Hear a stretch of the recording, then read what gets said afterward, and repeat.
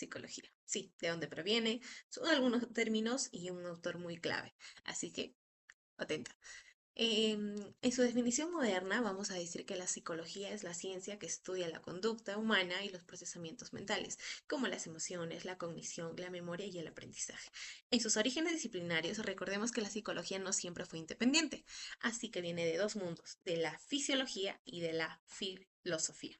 La filosofía es un poco más poética, así que ahí se forman de dos términos griegos que son psique y logia, que se forma psicología.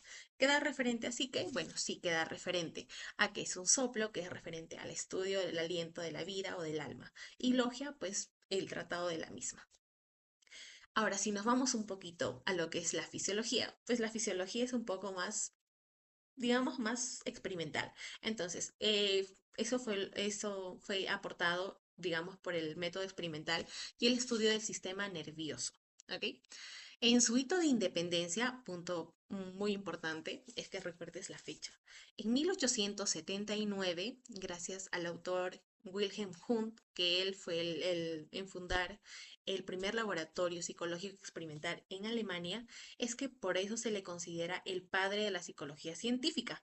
Mm, en su perspectiva histórica, podremos decir de la psicología que en la edad antigua y en la edad media las alteraciones conductuales eran crisis mentales, se atribuyen a factores de origen místico, espiritual, posesiones o de signos divinos.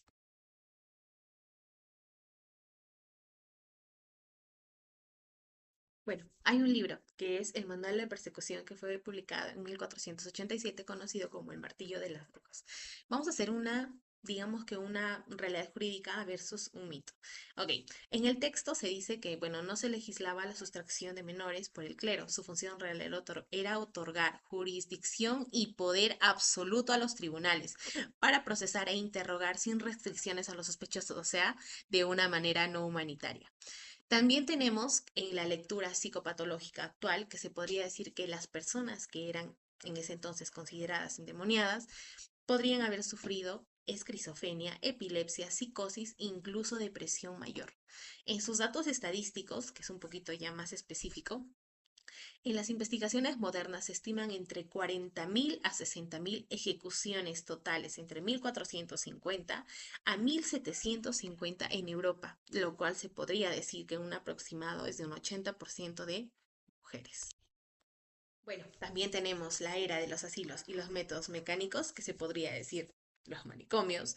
En su enfoque mecanicista, que fue en el siglo XVIII, la medicina, digamos que se debe ver como la mente que es extensión del cuerpo físico, intentando corregir la crisis mediante manipulación forzada.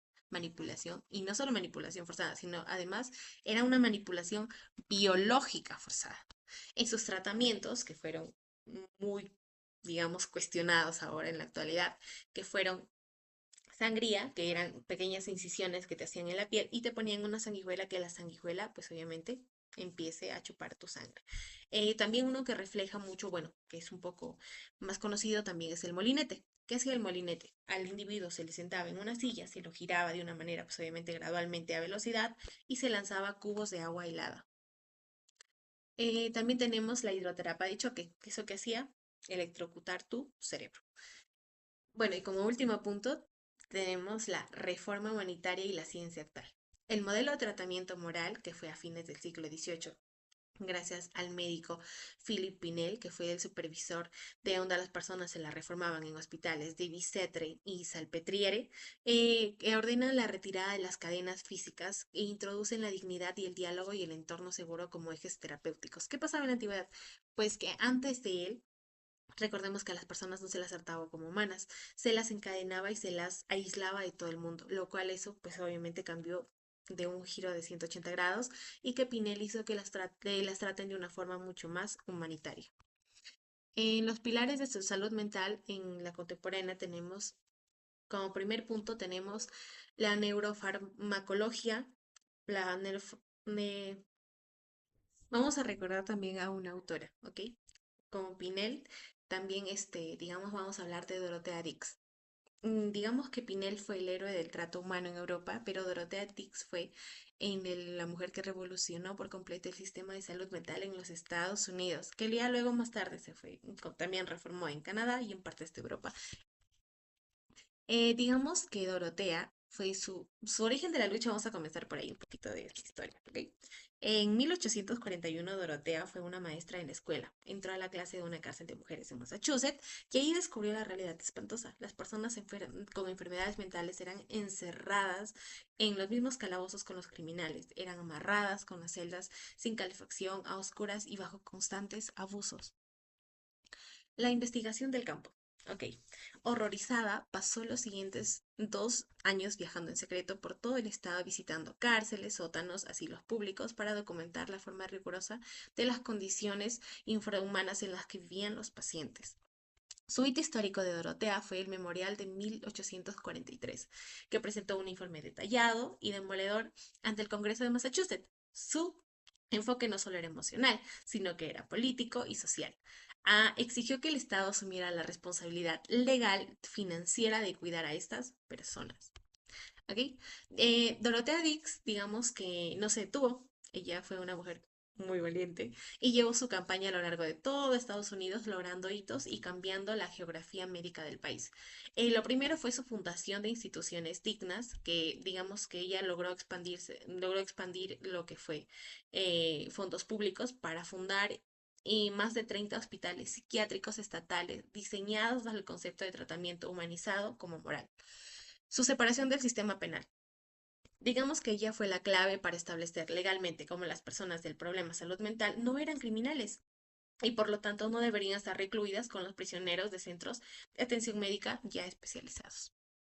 En su legado, digamos que ella viajó por toda Europa, donde influyó directamente con la reforma de los asilos, y en Escocia e Inglaterra, e incluso entrevistó al Papa Pío, que fue para impulsar mejorar los hospitales en Roma. Digamos que Dorothea Dix demostró que la reforma de salud mental no solo requería de médicos, sino de laboratorios, sino de activistas sociales quienes exigieran leyes protectores. Ella sentó las bases legislativas para el cuidado psiquiátrico fuera un derecho garantizado por el Estado y no una forma de un castigo oculto. Esto es todo por hoy. Muchas gracias y te has quedado hasta el final. Me gustaría una opinión y también si me podrías dejar un like y suscribirte, pues me ayudarías mucho. Gracias.